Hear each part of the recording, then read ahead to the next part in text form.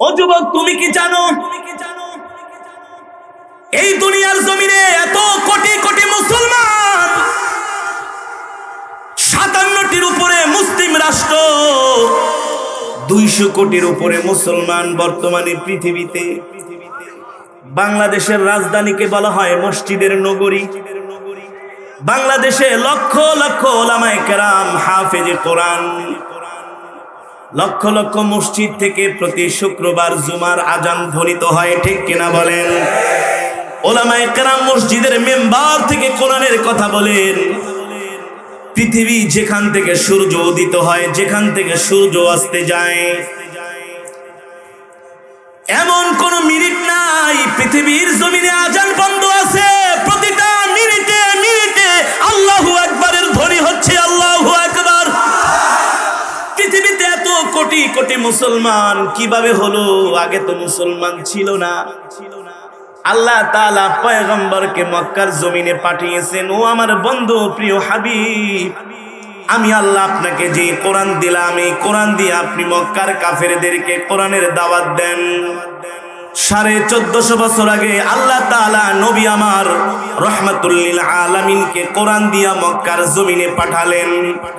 আল্লাহর নবী মক্কার জমিনে কোরআনের দাওয়াত দেয়। মক্কার কাফেরেরা কোরআনের দাওয়াত পছন্দ করে না। মক্কার কাফেরেরা কোরআনের দাওয়াত গ্রহণ করে না। কোরআনের দাওয়াত গ্রহণ করবে তো দূরের কথা, উল্টা আমার নবীকে মিথ্যাবাদী বলে গালি দেয়, নাউজুবিল্লাহ। আমার নবীকে জাদুকর বলে গালি দেয়, নাউজুবিল্লাহ। মক্কার কাফেরেরা বলে, মুহাম্মদ তুমি নিজে নিজে কবিতা বানায়া বানায়া সেটা কোরআন বলে চালায় দাও। আল্লাহ কোরআনের আয়াত নাজিল করে দিলেন, ওয়ামা আল্লামনাহু শিয়রা ওয়ামা ইয়ানবাগি লাহু ইন হুয়া ইল্লা যিকরু ওয়া কুরআনুম মুবিন। হে মক্কার কাফেরেরা, আমার বন্ধু মুহাম্মদ তোমাদের সামনে যেটা তেলাওয়াত করে এটা আমার পক্ষ থেকে কোরআন। আমার বন্ধু কোন কবিতা তোমাদের সামনে আবৃত্তি করবে এটা কখনো নবীর পক্ষে শোভা পায় না। আর আমি আল্লাহ আমার বন্ধুকে যেই কোরআন দিয়েছি তোমাদেরকে ভয় দেখানোর জন্য, যাতে করে তোমরা মূর্তি পূজা ছেড়ে দাও, এক আল্লাহর প্রতি ঈমান আনো। আমার নবী মক্কার জমিনে কাফেরদেরকে কোরআনের দাওয়াত দেয়। মক্কার কাফেরেরা আমার নবীকে হত্যার ষড়যন্ত্র করে, আমার নবীর বিরুদ্ধে চক্রান্ত করে, আমার নবীর বিরুদ্ধে ষড়যন্ত্র করে। মক্কার জমিনে একদিকে আল্লাহর নবী মুহাম্মদ একা, আর একদিকে মক্কার বিশাল শক্তিশালী বাহিনী। এই বিশাল শক্তিশালী বাহিনীর বিরুদ্ধে একা আল্লাহর নবী। ও যুবক, একবার কি চিন্তা করেছো সারা পৃথিবীতে কোটি কোটি মুসলমান এমনি হয় নাই?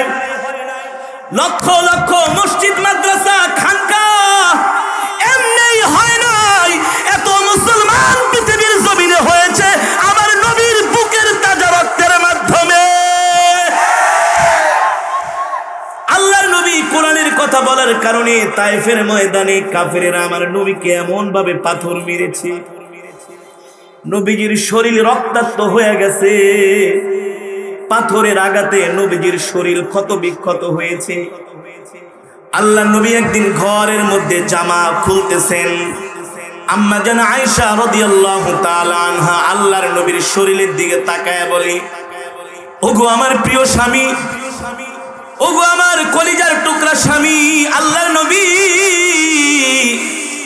ছোটবেলায় কি আপনার বসন্ত রোগ হয়েছিল কিনা? ছোটবেলায় কি আপনার কুষ্ঠ রোগ হয়েছিল কিনা?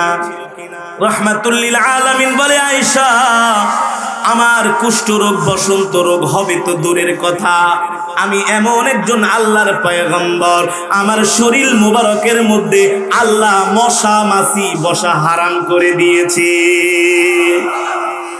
এ আয়েশা, আয়েশা রে, আমি যখন রাস্তা দিয়ে হাঁটি আকাশের মেঘমালা আমাকে সালাম দেয়, আল্লাহু আকবার। আকাশের মেঘ এসে আমার মাথার উপরে সালাম ছায়া দেয় আর বলে, ওগো আল্লাহর নবী, আপনি রাস্তা দিয়ে হাঁটতেছেন, আপনার শরীর মোবারকে রোদ লাগবে, এটা আমরা মেঘ সহ্য করতে পারি না। আল্লাহর নবীকে মেঘ ছায়া দেয়। নবী আমার রাস্তা দিয়ে হাঁটে, সাআতিশ শাজারু নাতাকাল হাজার। আল্লাহু আকবার। এ যুবক, এর অর্থ তুমি জানো? সাআতিশ শাজারু নাতাকাল হাজার। মরুভূমির বৃক্ষগুলো আমার নবীকে দেখে সালাম দেয়। আল্লাহু আকবার। গাছগুলো আমার নবীকে সালাম দেয়। নাতাকাল হাজার, পাথরও আমার নবীকে দেখে সালাম দেয়। আরো জোরে বলেন আল্লাহু আকবার। সিদ্দিক আকবর রাদিয়াল্লাহু তাআলা আনহু বলেন, আল্লাহর নবী আমাকে নিয়ে যেদিন মক্কা থেকে মদিনায় হিজরত শুরু করলেন, আমি নবীজির হাত ধরে ধরে যাচ্ছি, দেখি এক একটা পাথর আল্লাহর নবীকে দেখে আর বলে, ওগো আল্লাহর নবী, আসসালামু আলাইক। আল্লাহু আকবার। আমার নবী পাথরের উপরে পাড়া দেয়। নবীর বরকতে শক্ত পাথর তুলার মতো নরম হয়ে যায়। আর পাথর বলে, ওগো আল্লাহর নবী, আপনি আমার উপরে পাড়া দিবেন, আপনার বরকতি পা আমার উপরে পড়বে আর আপনি ব্যথা পাবেন, এটা হতে পারে না। আপনার বরকতে আমি পাথর আপনার জন্য তুলার মতো নরম হয়ে যাচ্ছি। আল্লাহু আকবার। সিদ্দিক আকবর বলে, আমি নবীর সাথে হাঁটতেছি, আল্লাহর নবী পাথর দেখে আর পাথর নবীকে সালাম দেয়। নবী পাথরের উপরে পাড়া দেয়, তুলার মতো নরম হয়ে যায়।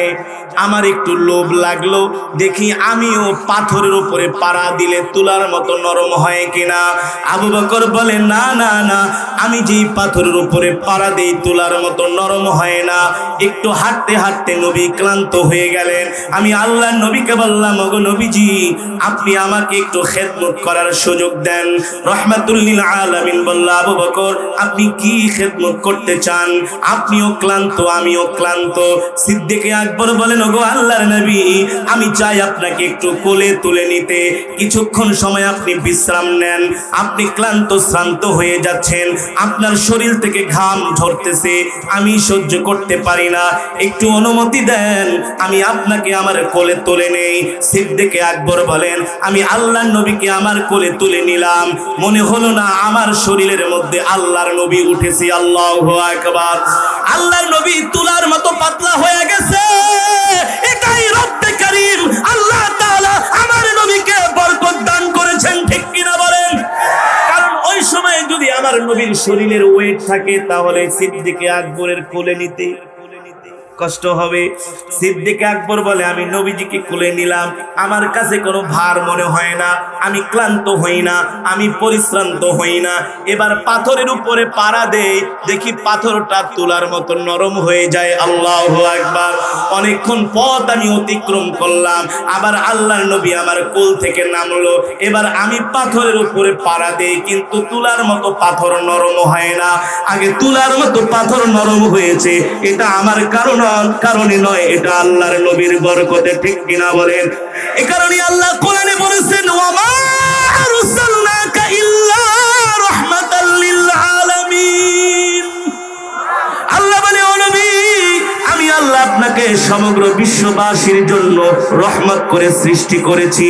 আপনি শুধু মানুষের নবী না, আপনি গাছেরও নবী, আপনি মাছেরও নবী, আপনি পৃথিবীর জমিনে যত কীট পতঙ্গ তরুলতা আছে, সমস্ত কীট পতঙ্গ মাখলুকাতের নবী করে আমি আল্লাহ আপনাকে দুনিয়াতে পাঠাইছি। আল্লাহু আকবার।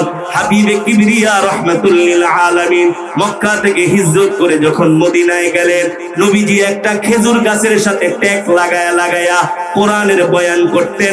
সাহাবীরা কোরআনের বয়ান শুনতো। দিন দিন মুসলমান সংখ্যা বেড়ে যাচ্ছে, কাফিরেরা এসে নবীজির হাতে হাত রেখে কালেমা পড়ে মুসলমান হচ্ছে। মুসলমানের সংখ্যা বৃদ্ধি হওয়ার কারণে আল্লাহর নবী কোরআন থেকে বয়ান করে। অনেক দূর থেকে সাহাবীরা দেখে না, কিছু সাহাবী আয়েশা নবীজিকে প্রস্তাব দিলেন, ওগো আল্লাহর নবী, আমরা আপনাকে চাই একটা সুন্দর মেহরাব বানায় দিতে। আল্লাহর নবী বললেন, ঠিক আছে, একটা সুন্দর করে মেম্বার বানাও, সাহাবায়ে কেরাম সুন্দর করে মেম্বার বানালেন। ওই মেম্বারটা মসজিদে নববীর মধ্যে ফিট করা হলো। আল্লাহর নবী এখন থেকে ওই খেজুর গাছের সাথে ট্যাগ লাগায় আর বয়ান করবে না, মেম্বারে উঠে বয়ান করবে। আল্লাহর নবী মেম্বারে উঠলেন কোরআনের বয়ান করার জন্য। কোরআনের বয়ান করতেছে, দেখে মসজিদে নববীর বারান্দা থেকে ছোট বাচ্চার মতো ডুকরে ডুকরে কান্নার আওয়াজ আসছে। আল্লাহর নবী বললেন, ও আব্দুল্লাহ ইবনে মাসউদ, বাহিরে যাও, যায়া দেখো শিশু বাচ্চার মতো কে ডুকরে ডুকরে কান্না করে। আব্দুল্লাহ ইবনে মাসউদ বলে, ও আল্লাহর নবী, আমি বাইরে যায়া হেঁটে দেখলাম কোনো কান্নার আওয়াজ শুনতে পাই না। আল্লাহর নবী বলেন, আমি তো ঠিকই শুনতে পাই। নবী আমার একটু পরে মসজিদের বারান্দায় গেলেন। এতদিন পর্যন্ত যে খেজুর গাছের সাথে রাহমাতুল লিল আলামিন ট্যাগ লাগায় লাগায় কোরআনের বয়ান করতেছেন, ওই খেজুর গাছ আল্লাহর নবীকে দেখে ঢুকরে ঢুকরে কান্না করছেন। আরো জোরে কোন সুবহানাল্লাহ। হাবিবে কিবরিয়া বলে, খেজুর গাছ কান্না করো কেন? খেজুর গাছ বলে, ওগো আল্লাহর নবী, এতদিন পর্যন্ত আপনি আমার সাথে ট্যাগ লাগায়া লাগায়া বয়ান করছেন, আপনার বরকতি শরীর মোবারক আমার গাছের সাথে লেগেছে, আমি যে কত শান্তি পেয়েছি। আজ থেকে আপনার জন্য মেম্বার বানিয়েছে, আপনি আর কোনোদিন আমার সাথে ট্যাগ লাগায়া লাগায়া বয়ান করবেন না, আপনার বরকতি শরীর মোবারক আমি গাছের সাথে লাগবে না। এই কষ্ট আমি খেজুর গাছ সহ্য করতে পারি না। আল্লাহর নবী খেজুর গাছের সাথে হাত লাগায়া আদর করে বলতেছে, এ খেজুর গাছ, কান্না করিস না, কান্না করিস না, আমি নবী তোমাকে সাথে নিয়ে আল্লাহর জান্নাতে যাব। আল্লাহু আকবার, আল্লাহু আকবার। আমার নবী শুধু মানুষের নবী না, খেজুর গাছের নবী। আমার নবী গাছের নবী, পাথরের নবী।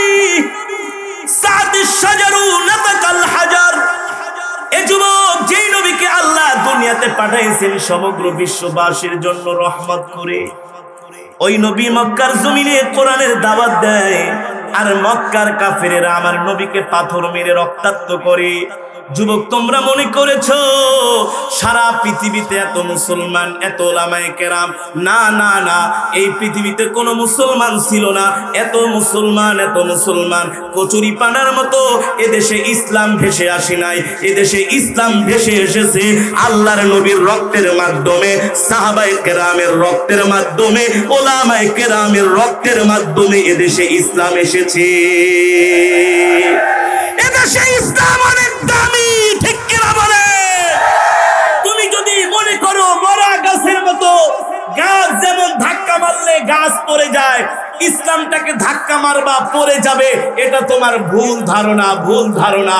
এই ইসলামের জন্য ফোটায় ফোটায় সমুদ্র পরিমাণ রক্ত দেওয়া হয়েছে, ঠিক কিনা বলে? তুমি ইতিহাস জানো না, তুমি যুবক ইতিহাস জানো না। আল্লাহর নবী এই দ্বীনের জন্য কত কষ্ট করেছেন। নবী আমার এবার মক্কার ধারে ধারে ঘরে ঘরে কোরআনের দাওয়াত দেয়। মক্কার কাফেরেরা কোরআনের দাওয়াতকে সহ্য করতে পারে না।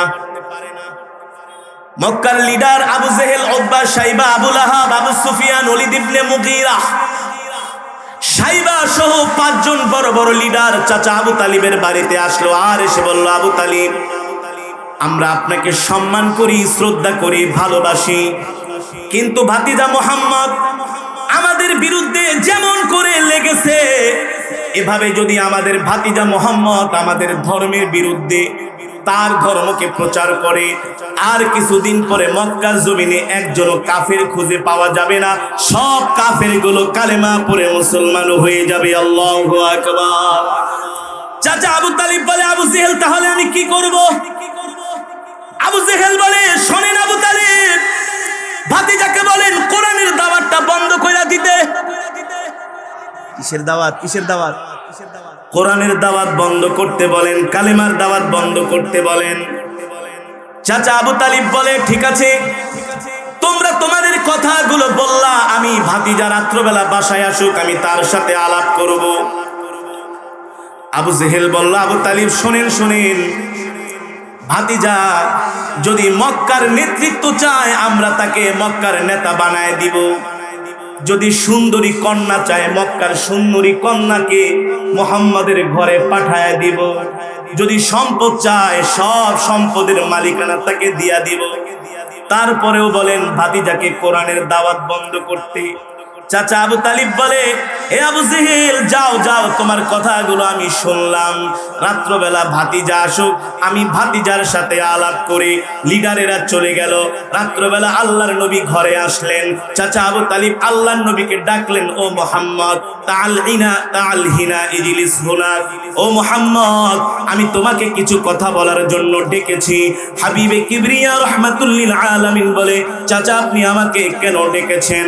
চাচা আবু তালিব বলে, আজকে আমার বাড়িতে মক্কার বড় বড় লিডারেরা এসেছিল, তারা বলে গিয়েছে তুমি যাতে কোরআনের দাওয়াত বন্ধ করে দাও। আল্লাহর নবী বলে, কোরআনের দাওয়াত বন্ধ করা সম্ভব না। চাচা আবু তালিব বলে, মক্কার লিডারেরা বলে গেছে তুমি যদি নেতৃত্ব চাও তোমাকে মক্কার নেতা বানানো হবে। আল্লাহর নবী বলে, সম্ভব না। এবার বলে, ও ভাতিজা মুহাম্মদ, তুমি যদি সুন্দরী কন্যা চাও, সুন্দরী কন্যাদেরকে তোমার ঘরে পাঠিয়ে দিবে। আল্লাহর নবী বলে, সম্ভব না। এবার চাচা আবু তালিব বলে, তুমি যদি সম্পদ চাও তোমাকে সম্পদের মালিকানা দেওয়া হবে, তারপরে কোরআনের দাওয়াত বন্ধ করতে হবে। হাবিব কিবরিয়া রাহমাতুল লিল আলামিন বলে, ও চাচা, মক্কার কাফেরদেরকে বলে দিয়েন, লাম্মা রাআল কমার ইয়ামিনি ওয়াশ শামসা শিমালি। ও চাচা, আপনি মক্কার কাফেরদেরকে বলে দিয়েন, আমার এক হাতে যদি চন্দ্র দেওয়া হয় আর এক হাতে যদি সূর্য দেওয়া হয়, তারপরে আমি মুহাম্মদ এক সেকেন্ডের জন্য, এক মুহূর্তের জন্য কোরআনের দাওয়াত বন্ধ করব না। চাচা আবু তালিব বলে, ভাতিজা, কোরআনের দাওয়াত বন্ধ না করলে তো তোমার বিরুদ্ধে তারা লড়াই করবে, খোলা আকাশের নিচে তারা ফয়সালা করবে। আল্লাহর নবী বলেন, চাচা শুনে রাখেন, মক্কার কাফেরদেরকে বইলা দিয়েন, ও যুবক, আমার নবী মাত্র মক্কায় একা, তার সাথে 2-4 জন নতুন মুসলমান হয়েছে। আমাদের মতো ভীত তো ছিল না আল্লাহর নবী। একদিকে মক্কার সুপার পাওয়ার লিডার গুলো একদিকে, আল্লাহর নবী একা একদিকে। চাচা আবু তালিবকে বললেন, চাচা আপনি মক্কার লিডারদেরকে বইলা দিবেন, এক মুহূর্তের জন্য কোরআনের দাওয়াত বন্ধ হবে না, যা পারেন করতে বললেন। আল্লাহু আকবার। যা পারেন। আল্লাহর নবী মনে মনে ভাবলেন, আমি কোরআনের দাওয়াত বন্ধ করব না, ওরা যতই ষড়যন্ত্র করবে ততই কোরআনের দাওয়াত আরো বেশি করে দিব। সুবহানাল্লাহ। এক পর্যায়ে চাচা আবু তালিব ভয় পেয়ে গেলেন, হায় রে, ভাতিজাকে কোনোভাবেই মানানো যাচ্ছে না, ভাতিজা কোনোভাবেই মানতেছে না। চাচা আবু তালিব ভয় পেয়ে গেলেন, ঘর্মাক্ত হয়ে গেলেন। চাচা আবু তালিব ভয়ে তার কপাল থেকে ঘাম ঝরতেছে। আল্লাহর নবী তাকায় তাকায় দেখেন চাচা আবু তালিব পেরেশান হয়ে গেছে। আল্লাহর নবী ডাক দিলেন, ইয়া আম্মি, ও আমার চাচা, তাআল হিনা, এদিকে আসেন। ঠিক আছে, মক্কার কাফেরেরা আমাকে এত বড় হুমকি দিয়ে গিয়েছে, আমি চাই না তাদের সাথে কোনো রক্তপাত হোক, কোনো মারামারি কাটাকাটি দাঙ্গা হাঙ্গামা হোক, কারণ ইসলাম হলো শান্তির ধর্ম। ইসলাম কিসের ধর্ম? পৃথিবীর কোন মানুষ আজ পর্যন্ত বলতে পারবে না, ইহুদি খ্রিস্টান অন্যান্য ধর্মাবলম্বীরা বলতে পারবে না ইসলাম কাউকে আগে আঘাত করেছে। ঠিক কিনা বলেন? মুসলমানকে আঘাত করা হয়, তার পরিবর্তে মুসলমান পাল্টা জবাব দেয়। মুসলমান কারো গায়ে আগে আঘাত করে, এটা আমার নবীর শিক্ষা। হাবিব কিবরিয়া বলে, চাচা মক্কার কাফেরদেরকে বলেন তারা আমার সাথে যাতে সরাসরি আলোচনায় বসে, আমি চাই না কোনো মারামারি কাটাকাটি হোক। একসাথে একটা আলোচনায় বসলে একটা সমাধান বের হবে, হবে না? এই কথা শুনে চাচা আবু তালিব স্বস্তি পেলেন, বললেন, না না ভাতিজা, সুন্দর একটা কথা বলেছো। চাচা আবু তালিব দৌড়ায়া আবু জেহেলের বাড়িতে গেলেন। আবু জেহেল, খুশির খবর আছে তোমার জন্য। ভাতিজা বলছে মারামারি কাটাকাটি হানাহানি চায় না, তোমাদের সাথে একটা মিটিং এ বসবে ভাতিজা। তোমাদের কি কি দাবি দাওয়া আছে এগুলা ভাতিজার সামনে পেশ করবা। আবু জেহেল কয় পাইছি একটা সুযোগ। আবু জেহেল দৌড়ে চলে গেছে আবু লাহাবের বাড়িতে। আবু লাহাব ছিল আরো বড় শয়তান, ইসলামের অনেক বেশি ক্ষতি করেছে আবু লাহাব।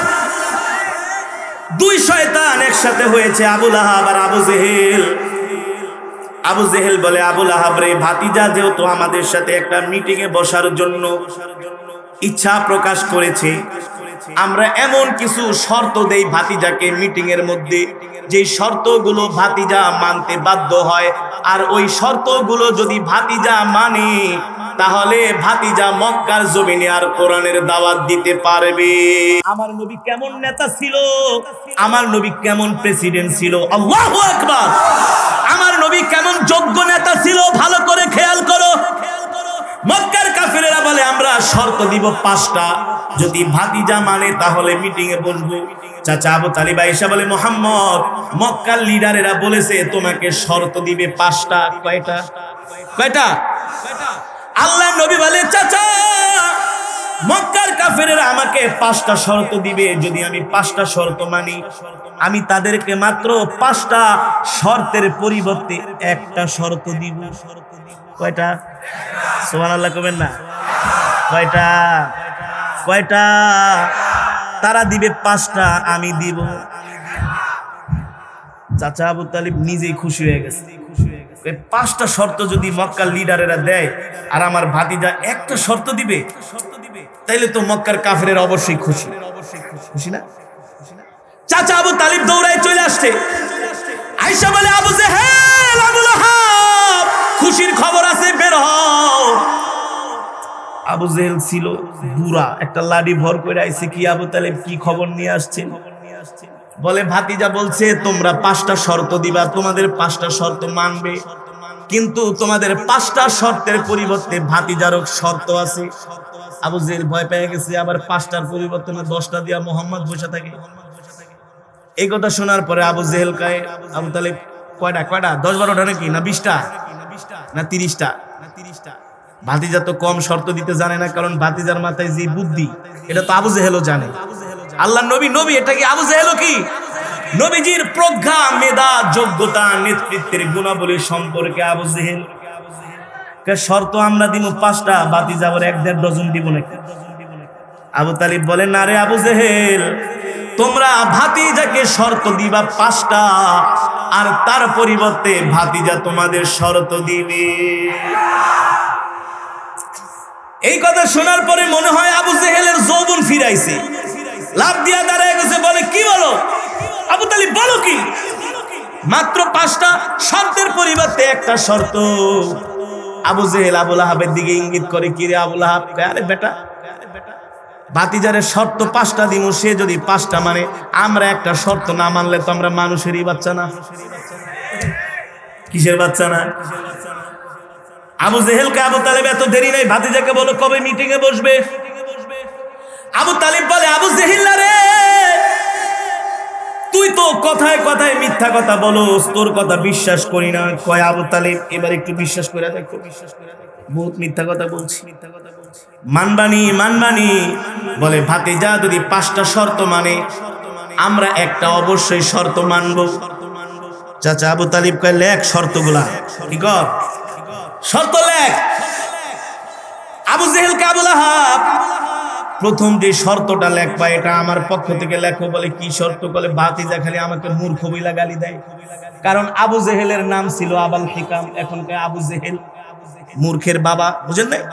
ভাতিজা আমাকে যার তার সামনে মূর্খ বইলা গালি দেয়, বয়স হয়ে গেছে, বুঝো না, প্রেস্টিজে লাগে। 1 নম্বরে লেখো, ভাতিজা যাতে আমাকে মূর্খ আর নির্বোধ না বলে। ঠিক আছে, রেজুলেশন 1 নম্বরে লেখা হচ্ছে আবু জেহেলকে মূর্খ বলা যাবে না। 2 নম্বরে আবু লাহাব বলে, আবু জেহেল আমারও একটা শর্ত আছে।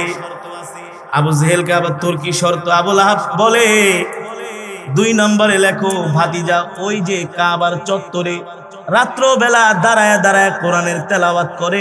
এই তেলাওয়াত যাতে ভাতিজা করতে না পারে শর্ত দিয়া সেটা বন্ধ করে দাও। এই কথা শোনার পরে আবু জেহেলের মুখটা কালো হয়ে গেছে, কারণ আবু জেহেল নিজেই রাত গভীরে কাবার চত্বরে দেয়ালের পাশে ট্যাগ লাগায়া লাগায়া আল্লাহর নবীর কোরআনের তেলাওয়াত শুনি। আর জোরে কান সুবহানাল্লাহ। আবু জেহেল আবুল আহাব এই শর্তটা একটু বাদ ছাড় দেওয়া যায় না? আবুল আহাব জানে যে সবার আগে নবীর কোরআন তেলাওয়াত শুনতে কে যায়? কে যায়? আবুল আহাব জানে যে আবু জেহেল সবাই আইন ফাইন করে সে নিজে একা পালায় পালায় চলে যায়। আবুল আহাব কে এবার সুযোগ একটা পাইছি, দোস্ত কই যাইবা তুমি? আবু জেহেল কয় দোস্ত এটা দরকার নাই। না না এটা লেখ, ওইটা লিখতেই তোমারে মূর্খ বলে, তুমি সহ্য করতে পারো না। তো মোহাম্মদের কোরআন তেলাওয়াত আমি সহ্য করতে পারি না। আরে মোহাম্মদ পরে ভালোই লাগে। না না না। আবু জেহেল বেচারা বিপদে পড়ে গেছে। কয় হায় রে, আজকের পর থেকে তো আর মোহাম্মদের কোরআনও শুনতে পারবো না। অথচ নবীর কণ্ঠে কোরআন তেলাওয়াত না শুনলে আবু জেহেলের ঘুম আসতো না। এই কোরআন সেই কোরআন। যুবক বুঝলা না, বুঝলা না, ফাইটটা যায়, চিররা যায়, লয়া যায়, খায়া যায়। এই গান শোনো, আল্লাহর কোরআনের তেলাওয়াত কত মজা। আল্লাহু আকবার। আবু জেহেলকে ঠিক আছে লেখো, আর কি করবা? 3 নম্বরের শর্ত আবু সুফিয়ান বলে 3 নম্বর শর্ত হলো মুহাম্মদ যাতে কাবার চত্বরে দাঁড়ায় দাঁড়ায় নামাজ না পড়ে। কারণ মুহাম্মদ যখন নামাজ পড়ে তাকে দেখার জন্য মক্কার যুবকরা কাবার চত্বরে ভিড় জমায়। আল্লাহু আকবার। মুহাম্মদকে আল্লাহ এত সুন্দর একটা চেহারা দান করছে। মুহাম্মদ যখন নামাজে দাঁড়ায় তখন মনে হয় তার শরীর থেকে খুশবু ছড়াচ্ছে। আল্লাহু আকবার। মুহাম্মদের শরীরের ঘেরান নেওয়ার জন্য মক্কার মানুষগুলো কাবার চত্বরে জমা হয়ে যায়। মুহাম্মদ যাতে কাবার চত্বরে আর নামাজ পড়তে না পারে 3 নম্বরে আইন করো। 4 নম্বরে ওলীদ ইবনে মুগিরা দাঁড়ায় বলে 4 নম্বরে আইন করো মুহাম্মদ যাতে আমাদের খোদাকে গালি না দেয়। আমরা মুহাম্মাদের খোদাকে গালি দিব না, মুহাম্মাদও আমাদের খোদাকে গালি দিবে না। 4 নাম্বার রেজুলেশন করো। 4 নাম্বার শর্ত। 5 নাম্বার শর্ত হলো আজকের পর থেকে মুহাম্মদ আর কোনো কাফেরের বাড়িতে যায় কালেমার দাওয়াত দিতে পারবে না, কোরআনের কথা বলতে পারবে না। আপনাদের কাছে আমার প্রশ্ন, এই 5টা শর্ত যদি আল্লাহর নবী মেনে নেয় মক্কার জমিনে নবীর আর কোরআনের দাওয়াত দেওয়ার কোনো সুযোগ থাকে না? থাকে? এগুলো হচ্ছে দুষ্ট মানুষের কাজ, ইসলাম বিরোধীদের কাজ। আইন করে কোরআনের দাওয়াত বন্ধ করতে চায়। এই কারণেই মাঝে মাঝে দেখবেন আমাদের দেশের কিছু ভাইরা মাঝে মাঝে ওয়াজ মাহফিল বন্ধ করতে চায়। ওয়াজ মাহফিল বন্ধ করা, কোরআনের দাওয়াত বন্ধ করা মানে আবু লাহাবের বন্ধু হওয়া। কোরআনের দাওয়াত বন্ধ করবে এমন শক্তি সাহস কারো নাই, হাত ভেঙে দেওয়া হবে। ঠিক কিনা বলে? রাগ করবেন না। আবু লাহাব বলতো মুহাম্মদ যাতে কোরআন পড়তে না পারে আইন করো, বন্ধ করে দাও। কোরআন আছে, থাকবে। ইন্না নাহনু নাযালনা যিকরা ওয়া ইন্না লাহু লাহাফিজুন। কোরআনের হেফাজত করবে কে? আরো জোরে বলেন কে? আল্লাহ করবে কোরআনের হেফাজত। হ্যাঁ, নবীর আর মক্কার জমিনে কোরআনের দাওয়াত দেওয়ার কোনো সুযোগ থাকে না। 5টা শর্ত নিয়ে চাচা আবু তালিব নবীর সামনে হাজির। আবু তালিব বলে মুহাম্মদ দেখো এই মক্কার কাফেরেরা তোমাকে এই শর্তগুলা দিয়েছে। নবীজি দেখে 1 নম্বরে আবু জেহেলকে মূর্খ বলে গালি দেওয়া যাবে না। 2 নম্বরে কোরআন তেলাওয়াত কাবার চত্বরে করা যাবে না। 3 নম্বরে বাইতুল্লাহে নামাজ পড়া যাবে না। 4 নম্বরে তাদের খোদার বিরুদ্ধে, মূর্তির বিরুদ্ধে কিছু বলা যাবে না। 5 নম্বরে আল্লাহর নবী যাতে মক্কার কাফেরদেরকে কোরআনের দাওয়াত দিতে না পারে। এই শর্তগুলো দেখার পরে আল্লাহর নবীর চোখ থেকে ঝরঝর করে পানি পড়তে করতেছে, আসমানের দিকে তাকায় বলে, ও মালিক, আমার চাচারা, আমার বংশধররা, আমার দেশের মানুষেরা আমাকে এমন কিছু শর্ত জুড়ে দিয়েছে, এই শর্তগুলো যদি আমি মানি, আল্লাহ তোমার কোরআনের দাওয়াত আমি আর দিতে পারবো না, আর তোমার কোরআনের দাওয়াত আমি এক সেকেন্ডের জন্য বন্ধ করতে পারবো না। মালিক তুমি আমাকে সাহায্য করো, মালিক তুমি যদি আমাকে সাহায্য না করো, আয় আল্লাহ কোরআনের দাওয়াত বন্ধ হয়ে যাবে। হাসবুনাল্লাহু ওয়া নি'মাল ওয়াকিল, নি'মাল মাওলা ওয়া নি'মান নাসির। যে আল্লাহর উপরে সবর করে, আল্লাহর উপরে ধৈর্য ধরে, অবশ্যই আল্লাহই তার জন্য যথেষ্ট হয়ে যায়। নবীর চোখের পানি আল্লাহ সহ্য করতে পারে না, জিব্রাইলকে পাঠায় দিছে, এ জিব্রাইল যাও যাও, আমার বন্ধুকে যায় বলো শেষ পর্যন্ত আমার বন্ধুকে আমি আল্লাহ বিজয় দান করি। বলছেন কি? আরো আসতে বলেন। আল্লাহ যদি কারো সাথে থাকে তার কোনো ভয় আছে নাকি? আল্লাহ নবী 5টা শর্ত দেখা কষ্ট পেলেন, মর্মাহত হলেন, হৃদয়টা ভেঙে খান খান হয়ে গেল। আল্লাহ নবী বলে, চাচা, মক্কার কাফেরেরা আমাকে 5টা শর্ত দিয়েছে, আমি তাদেরকে একটা শর্ত দিব, কিন্তু আমি আমার শর্তটা এখন বলবো। চাচা আবু তালিব আবু জেহেল্লারে যায় আবু লাহাবরে বলে, তোমরা শর্ত 5টা দিছো, ভাতিজা পড়ছে, শুনছে, জানছে, বুঝছে, কিন্তু ভাতিজার একটা শর্ত সে তোমাদেরকে দিবে, কিন্তু এখন। আবু জেহেল মনে মনে কি আর শর্ত দিব, যা একটা মানুন, কি আর এমন করবো মোহাম্মদ, মানুন কি? এই যে মূর্খ তো চিন্তা ভাবনা করে না, যারা মূর্খ নির্বোধ তারা কোনো কাজ করার আগে কি করে না, মারামারি লাগছে, বাড়ি একটা দিছে বাস দিয়া শেষ জায়গায়, চিন্তা করে আবু লাহাবরা মূর্খ তো, এগুলা তো গাধা, বলে আরে মোহাম্মদ একটা আর কি শর্ত দিব, যা একটা শর্ত মাইনা নিন। এবার চাচা আবু তালিব বলে, আবু জেহেল কোন দিন মিটিং এ বসবে? বলে অমুক দিন। 3 দিন পরে আসবা, কাবার চত্বরে আমরা মুহাম্মাদের সাথে মিটিং এ বসবো। এর আগে মক্কার প্রতিটা ঘরের মধ্যে দাওয়াত দিয়া দাও। কেন দাওয়াত দিবা? আমরা ভাতিজাকে যে 5টা শর্ত জুড়া দিতেছি, এই 5টা শর্ত যদি ভাতিজা মানে, 3 দিন পরে ভাতিজার ঘর থেকে বের হতে পারবে না, এমনি আমরা তাকে ঘরের মধ্যে বন্দি করে রাখবো। কারণ 5টা শর্ত যদি আল্লাহর নবী মানে, আল্লাহর নবী আর মক্কার জমিনে কোরআনের দাওয়াত দিতে পারবে। মক্কার কাফেরেরা খুশিতে বাকবাক, এ মক্কার সব মানুষদেরকে জানায় দাও 3 দিন পরে ফাইনাল খেলা। 3 দিন পরে কি? এতদিন সেমিফাইনাল খেলছি, কোয়ার্টার ফাইনাল, 3 দিন পরে হবে ফাইনাল, মানে ভাতিজের কোরআনের দাওয়াত বন্ধ। খুশি মক্কার কাফেরেরা। 3 দিন পরে দূর দূরান্ত থেকে মানুষ আসতেছে, কাবার চত্বরে আসতেছে, কাবার চত্বরে মানুষ ভরপুর, কাবার চত্বর ভরে গেছে। সন্ধ্যার সময় মক্কার বড় বড় 5 জন লিডার চুক্তিনামা নিয়ে ঢুকতেছে মিটিং এর মধ্যে। আয়েশা তারা তাদের আসন গ্রহণ করেছে, আল্লাহর নবীও মিটিং এর মধ্যে হাজির হয়েছে। একদিকে মক্কার বিশাল বাহিনী, আর একদিকে আমার এতিম নবী একা। নবীর চোখে পানি আর বলে, আল্লাহ আপনি আমাকে বিজয় দান করেন, আপনি যদি বিজয় দান না করেন আমার পক্ষে কোরআনের দাওয়াত দেওয়া আল্লাহ সম্ভব না, আপনার সাহায্য ছাড়া আমি কিছুই করতে পারবো না, আল্লাহ আপনি আমাকে সাহায্য করেন। জিব্রাইলকে আল্লাহ পাঠায় দিছে। ও জিব্রাইল এসে বলছেন, আল্লাহর নবী আপনি শান্ত হন, ধৈর্য ধরেন, আল্লাহ আপনাকে বিজয় দান করবে।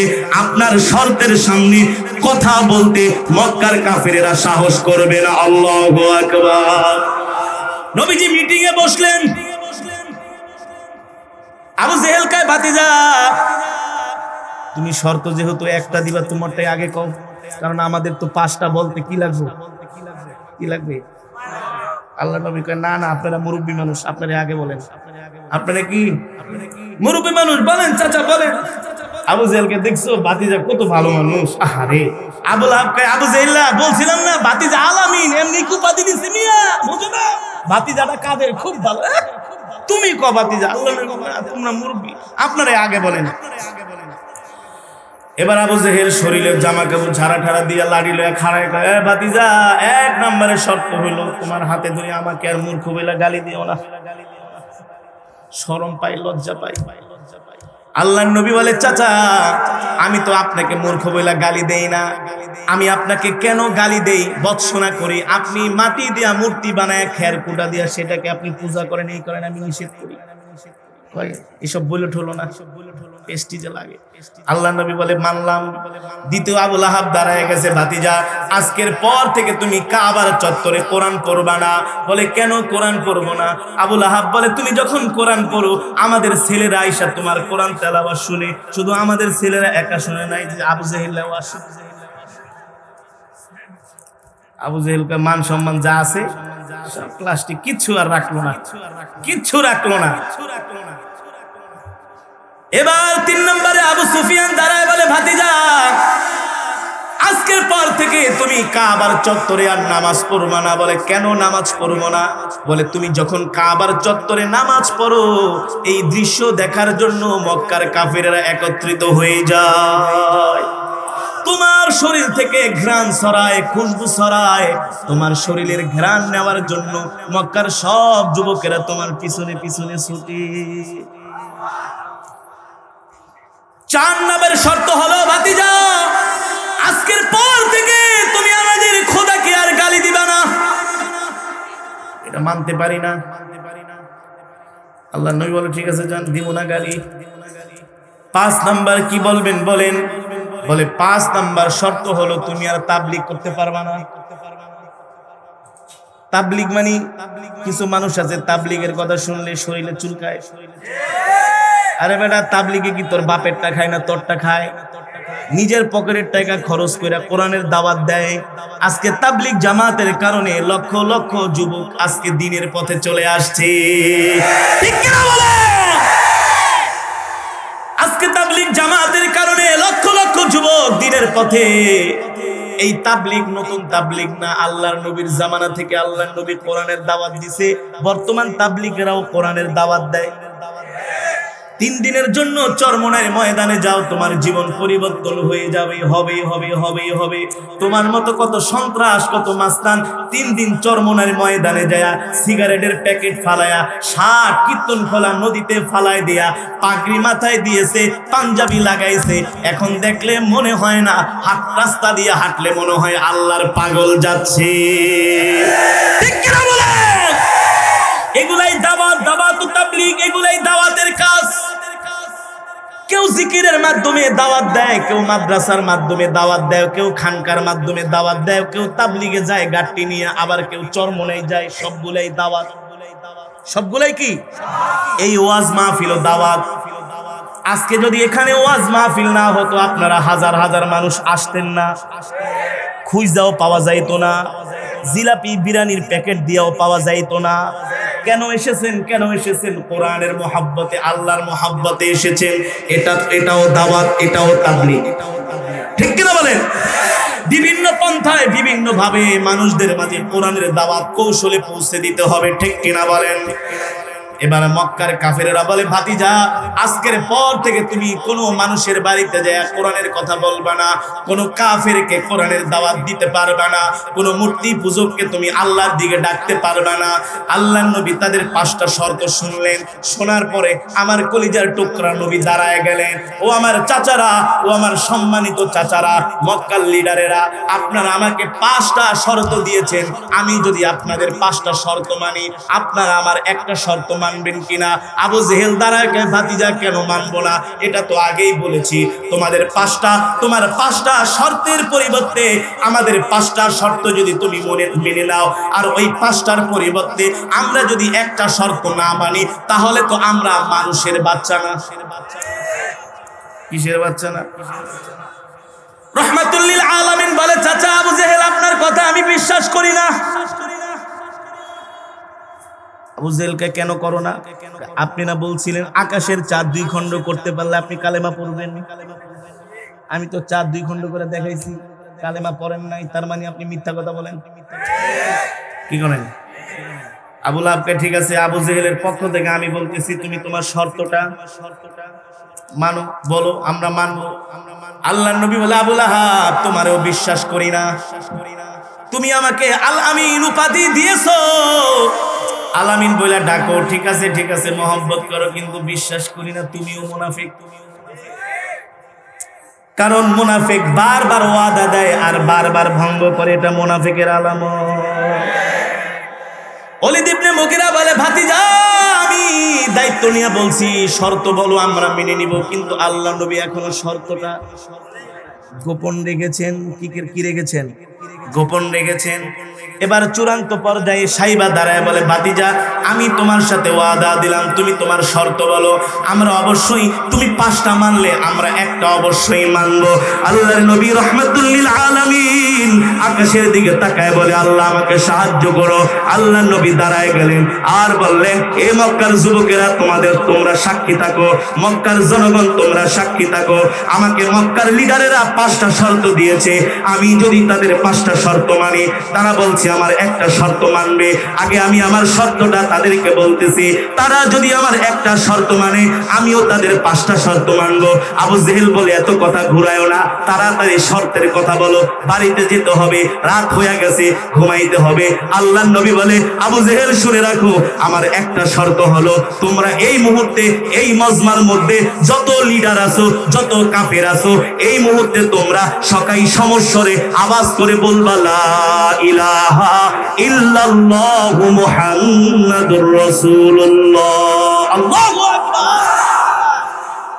সবাই পড়ো, লা ইলাহা ইল্লাল্লাহ, আল্লাহ ছাড়া কোনো মাবুদ নাই, আমি মুহাম্মদ সাল্লাল্লাহু আলাইহি ওয়াসাল্লাম আল্লাহর নবী, কোনো সন্দেহ নাই। শুধু কালেমা পড়ো, কালেমা পড়ো, একবার শুধু কালেমা পড়ো তোমরা, তাহলে আমি তোমাদের 5টা শর্ত মানবো। আবু জেহেল আবু লাহাবের দিকে তাকাও, কি রে চিন্তা করছস? ভাতিজারে ঠেকানোর জন্য এতগুলা শর্ত দিলাম, এখন যদি আমরা ভাতিজার এই একটা শর্ত মানি, তাহলে তো এক শর্ত দিয়ে আমাদেরকে আটকায়া ফালাইবো, তাহলে আর 5টা শর্ত বাস্তবায়ন হবে না। ঠিক কি না বলে? আবু লাহাব বলে, ভাতিজা তোমার সাথে পারলাম না, এত কৌশল করে কি লাভ হলো, এত শর্ত দিয়া কি লাভ হলো? যদি আমাদের মুসলমানই হইতে হয়, মুসলমান হইলে তো আমরা আর কোরআনের দাওয়াতের বিরুদ্ধে কথা বলবো না, আমরা তো আর বলবো না তুমি আমাদের মুখ থেকে গালি দাও, আমি আর বলবো না তুমি কেন আমাকে মূর্খ বলে গালি দাও। আমরা যদি কালেমা পড়ে মুসলমান হই, তাহলে তো আমরা তোমার সঙ্গী হয়ে গেলাম। এই কথা বলার পরে আবু জাহাল বলে, না না না, ভাতিজার সাথে হবে না। আবু লাহাব বলে, হ্যাঁ হ্যাঁ ভাতিজা তোমার সাথে হবে না। ওলীদ ইবনে মুগীরা বাস্টার্ড দাঁড়ায় বলে, মুহাম্মদ তোমার সাথে আমরা খোলা আকাশের নিচে ফয়সালা করব। আল্লাহর নবী কয়, যা যা যা যা পারস করি, যা। আল্লাহু আকবার। যা যা, খোলা আকাশের নিচেই ফয়সালা হবে, তোদের শর্ত তোরা ভঙ্গ করবি, আমি জানি তোরা মুনাফিক। ঠিক কিনা বলে? মক্কার কাফেরেরা রাগ কইরা মিটিং থেকে চলে আসছে, বলে না এই ভাতিজার সাথে হবে না, হবে না, ওর সাথে মাঠে ফয়সালা করতে হবে। আল্লাহর নবী বলে, যা যা পারস করিস, আমি মুহাম্মদ এক মুহূর্তের জন্য কোরআনের দাওয়াত থেকে দূরে সরে যাব, আমি আমার দাওয়াত চালাই যাব। ও যুবক, যেই নবী জীবন বাজি রেখে ইসলামের দাওয়াত দিয়েছেন, কোরআনের দাওয়াত দিয়েছেন, আমরা সেই বিশ্ব নবীর শিষ্য, যতদিন বাঁচবো আল্লাহর কোরআনের পক্ষে বাঁচবো। কে কে রাজি আছেন হাত উঠান, নারায়ে তাকবীর, নারায়ে তাকবীর। আল্লাহ আমাদের কবুল করুন বলে আমিন। হাত নামান। কোরআনের মজমায় বসলে খুশি হয় আল্লাহ, জোরে বলেন কে? আরো জোরে বলেন কে? আর কোরআনের মজমায় না বসলে খুশি হয় শয়তান। কে খুশি হয়? আমরা কি আল্লাহকে খুশি করতে চাই নাকি শয়তানকে খুশি করতে চাই?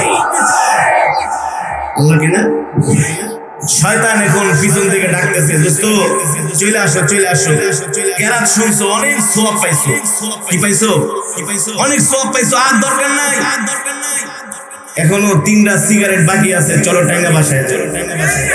আবার বলে, আরে দোস্ত আসো না, যে একটু সিনেমা দেখি, গল্প সল্প করি। ঠিক কিনা বলেন? ও যুবক, তুমি মনে রাখবা, তোমার জীবনের প্রতিটা সেকেন্ডের হিসাব আল্লাহর কাছে দিতে হবে।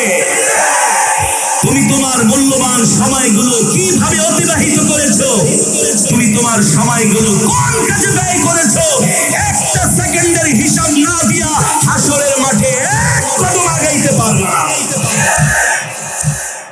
এই মাহফিল বছরে 5 বার 10 বার হয় না, একবার করতেই ঘাম বাইরে যায়।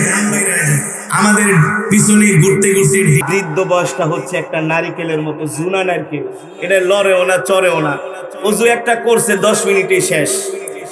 অজু কেবল টিউবওয়েলের থেকে কইরা মসজিদে গেছে, যায় চিত্তরা বয়স কি দাদা শেষ, কি বুড়া হয়ে গেছে, ইস্তেঞ্জায় গেছে, লুঙ্গি হাত দিয়া ধইরা ঘুরতাছে, কি দাদাকে আর একবার যাওয়া লাগবে। তার মানে নাট ঢিলা হয়ে গেছে। কথা শুনতে খারাপ কিন্তু বাস্তব সম্মত।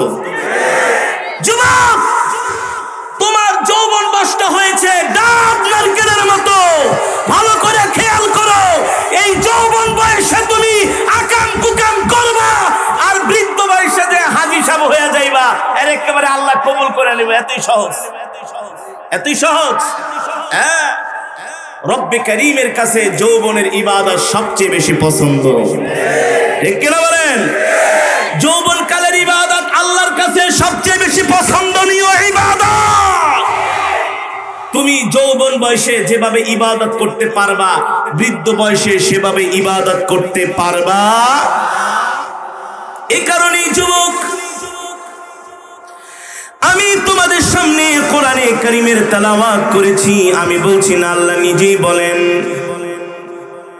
وَإِذَا قُرِئَ الْقُرْآنُ فَاسْتَمِعُوا لَهُ وَأَنصِتُوا لَعَلَّكُمْ تُرْحَمُونَ।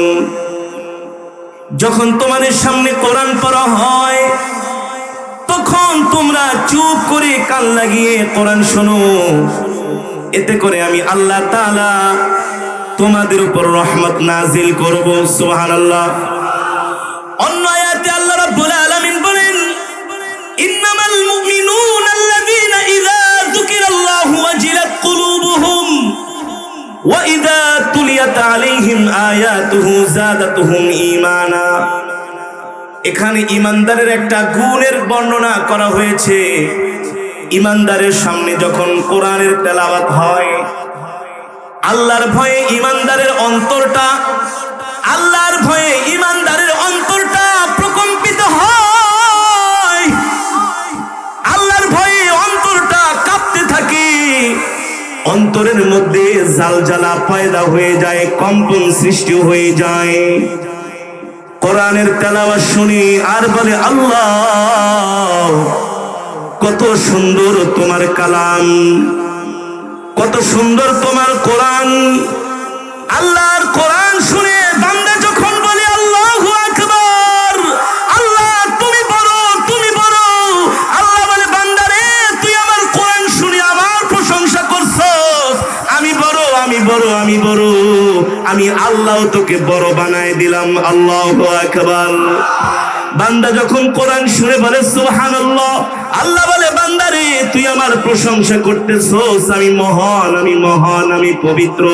এ বান্দা, তুই আমার প্রশংসা করার কারণে, তুই আমার গুণ বর্ণনা করার কারণে, আমি মালিককে পবিত্র বলার কারণে আমি আল্লাহ তোকে পবিত্র বানায় দিলাম। আল্লাহু আকবার। আমি যখন তেলাওয়াত শুরু করেছি, কিছু যুবক দৌড়ায়া দৌড়ায়া কোরআনের মাজমায় এসেছে, ঠিক কিনা বলেন? যাদের অন্তরের মধ্যে কোরআনের মুহাব্বত, আল্লাহর ভয় আছে, তারা কোরআনের তেলাওয়াত শুনে দৌড়ায়া চলে আসছে। আর যাদের অন্তরে কোরআনের মুহাব্বত, আল্লাহর ভয় নাই, তারা আসে নাই, তার মানে তাদের ঈমান নাই। কি নাই? জোরে বলেন, কি নাই? বলতে পারেন, হুজুর কিভাবে ঈমান নাই? একটা উদাহরণ দিলে ভালো করে বুঝবেন। সকালবেলা ফতুল্লাহ থেকে যায়া 1 নাম্বার ফরিদপুরের খেজুরের গুড় কিনা নিয়ে আসছেন শীতের দিন। সকালবেলা খেজুরের গুড় আনছেন, পরের দিন মনে করেন ওই গুড় দিয়া ভাপা পিঠা বানাবে। কি পিঠা? কি মজা, কত নিয়ামত আল্লাহ আমাদেরকে দিয়েছেন, ঠিক না? সুবহানাল্লাহ। শীতের দিনে কত সুন্দর খেজুর গাছ থেকে মিষ্টি রস, আল্লাহু আকবার। এত নিয়ামত খায়াও আল্লাহর নাফরমানি করে, আল্লাহর আইনের বিরুদ্ধে হাত তোলে, আছে কি আছে না? অকৃতজ্ঞ। আল্লাহ তাদের সম্বন্ধে বলেছেন, উলাইকা কাল আনআমি বাল হুম আদল। নিকৃষ্ট, চতুষ্পাদ জন্তুর চাইতে নিকৃষ্ট। আল্লাহ বলে আমি খাওয়াই, আমি পালি, তোরা আমার বিধানের বিরুদ্ধে আঙ্গুল তোলস, সাহস কত বড়। আল্লাহ বলে সুযোগ দিছি, ছাড় দেই, কিন্তু ছেড়ে দেই না। আসতে হবে, আমার কাছে আসতে হবে। আল্লাহ বলে কড়ায় গন্ডায় হিসাব নিয়ে দেখাই দিব, ঠিক কিনা বলে? যেটা বলতেছিলাম, বাজার থেকে গুড় কিনে এনেছেন, গুড় ঘরের মধ্যে রেখে দিয়েছেন।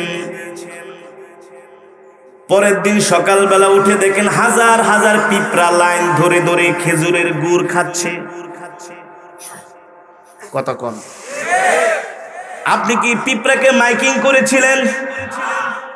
আমার আশেপাশে যত পিঁপড়া আছো, তোমাদের জন্য গুড় এনেছি, তোমরা গুড় খাওয়ার জন্য আইসো, তোমাদের দাওয়াত। মাইকিং করেন নাই, পোস্টার করেন নাই, পিঁপড়ার কানে কানে যাও বলেন নাই। তাইলে এত হাজার হাজার পিঁপড়া কোত্থেকে আসলো? ও যুবক, একবার কি চিন্তা করেছো? তুমি বাজার থেকে গুড় আনছো, পিঁপড়া দেখে নাই, পিঁপড়া জানেও না, তাহলে তোমার গুড় খাওয়ার জন্য হাজার হাজার পিঁপড়া কেন লাইন ধরছে তোমার ঘরের দিকে? একজন খায় আর একজনকে দাওয়াত দেয়, বলে দোস্ত গুড় আছে, যাও যাও, ঠিক কিনা বলেন? তার মানে আপনি গুড় আনছেন, পিঁপড়া জানে না। আপনি পিঁপড়াকে না জানালে কি হবে? পিঁপড়ার ধান্দা হচ্ছে কোন জায়গায় গেলে গুড় পাওয়া যায়। মৌমাছি চিনেন তো? এখন দেখবেন সকালবেলা গ্রামগঞ্জে সরিষা থেকে, কালো জিরার ফুল থেকে, অনেক ফুল থেকে মৌমাছি মধু আরোহণ করে, ঠিক কিনা বলেন? মৌমাছিও জানে না কোন জায়গায় গেলে মধু পাওয়া যায়। মৌমাছি ভন ভন করে এক একটা ফুলের গোড়ায় যায়, এক একটা ফুলের কলি থেকে, শুভ্র কলি থেকে মধু আরোহণ করে। তার মানে কেউ মৌমাছিকে বলে দেয় নাই এই মৌমাছি ওই জায়গায় গেলে মধু পাবা, ওই জায়গায় যাও, এই কথা মৌমাছিকে কেউ বলে নাই। মৌমাছি নিজের ইচ্ছায় মধু আরোহণ করার জন্য এই ফুলের কাছে, ওই ফুলের কাছে, এই গাছের গোড়ায়, এই গাছের মাথায়, এভাবে করে ফুল থেকে মধু আরোহণের জন্য মৌমাছি জমিনে বের হয়ে যায়। ও মুসলমান, এর উদাহরণ হলো গুড় আছে যেখানে, পিঁপড়া আছে সেখানে, মধু আছে যেখানে, মৌমাছি আছে সেখানে, আল্লাহর কোরআনের তেলাওয়াত আছে যেখানে, আল্লাহর পাগল বান্দারা আছে সেইখানে। সব কথা, স্পষ্ট কথা, স্পষ্ট কথা। আবু জেহেল এই কোরআনের তেলাওয়াত শুনে ঘরে থাকতে পারে নাই, আর তুমি মুসলমানের বাচ্চা হয়ে কিভাবে ঘরে থাকো? ইসলাম, আল্লাহর নবী আমাদের কাছে আমানত দিয়েছেন। এই ইসলাম হেফাজত করার দায়িত্ব আমাদের, আমাদের, আমাদের। কাদের? বাংলাদেশের কোটি কোটি যুবকদের দায়িত্ব, কালেমাওয়ালা মুসলমানের দায়িত্ব ইসলামকে হেফাজত করা। যারা বলে আল্লাহর দিন আল্লাহ হেফাজত করবে, তোমার সাথে চ্যালেঞ্জ। আল্লাহর দিন আল্লাহ হেফাজত করবে, এটা কোরআনের কোন আয়াতে আছে, কোন হাদিসে আছে? প্রমাণ দেখায় দাও। আল্লাহর দিন যদি আল্লাহ হেফাজত করত, 63 বছর জিন্দেগিতে আল্লাহর নবীকে 27 বার যুদ্ধের ময়দানে সরাসরি অংশগ্রহণ করতে হতো না, হতো না, হতো না। আল্লাহর দিন আল্লাহ হেফাজত করবে না, আল্লাহর দিন হেফাজত করবে আল্লাহর বান্দারা, ঠিক কিনা বলেন? এ কারণে যতদিন বাঁচবো ইসলামের পক্ষে বাঁচবো। আল্লাহ আমাদের যেই বিধান, যেই হুকুম দিয়েছেন, সেই হুকুমগুলো আমরা পরিপূর্ণভাবে মানবো। রাজি আছি তো ইনশাআল্লাহ? রাজি আছি তো ইনশাআল্লাহ? আল্লাহ আমাদের কবুল করুন, বলি আমিন। এই মজমা, এই মাহফিলকে আল্লাহ কিয়ামত পর্যন্ত কবুল করুন, বলি আমিন। দুরূদ শরীফ পড়ি। আল্লাহুম্মা সাল্লি আলা মুহাম্মদ ওয়া আলা আলি মুহাম্মদ কামা সাল্লাইতা আলা ইব্রাহিম ওয়া আলা আলি ইব্রাহিম ইন্নাকা হামিদুম মাজিদ।